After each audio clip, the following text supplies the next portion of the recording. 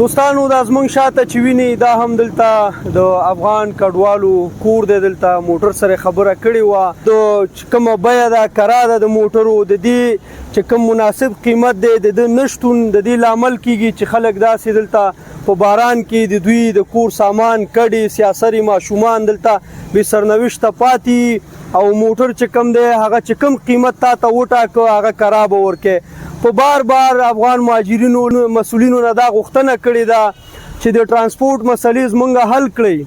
په پیښور کې چې کومه کونسلګرۍ کې د ترانسپورټ رئیس دی هغه سره هم دا موضوع شریکه کړې، سفارت سره هم شریکه کړې ده. موږ نه پوهیږو چې افغان چارواکي ولې دې موضوع ته پاملرنه نه کوي. افغان ولس ټول د یو وجود مثال لري. نن که په کونړ کې غمیزه راغلې ده زمونږ مسؤلین هلته هلیکاپټرې لیږي، ټول مشران لګیا دي راویښ دي په هغې موضوع غږیږي. دا هم افغان ولس دی، دا هم د افغان ولس مال دی، د دوی مالی ځاني تاوان دی. دلته په دغه باران کې دلته ماشومان ضایع کیږي، سیاسرو ته تاوان رسیږي، د کور سامان ته تاوان رسیږي. نور بس ته یاتي د شرم احساس پکار دی.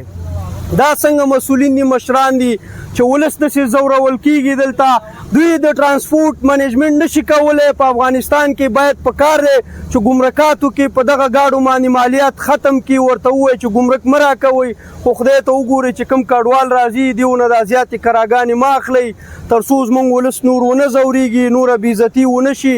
شرم پکار دی. نور مسؤلینو ته خپل وجدان کې پکار دي کتل. پخواني مشران خو مې یادول چې فاسدین دي، چورواکي دي. تاسو خو مسؤلین یې که نه لږ احساس د مسؤلیت وکړئ. دغه د ترانسپورټ مشکل د افغانانو حل کړئ. خدای ته وګورئ خلک ځورېږي. د دې ولس غږ دی دا چې موږ تاسو ته ونه رسو څوک به رسوي. خو افسوس دا دی چې داسې احساس کیږي چې دا ولس تاسو له نظر نه غورځېدلی دی. دلته چې دا ماشومان په دې بارانه کې ناست دي، سیاسرې ناست دي، نو چې دې وخت کې تاسو احساس د مسؤلیت نه کوئ، دې نه بله بده ورځ نشته ده. مننه.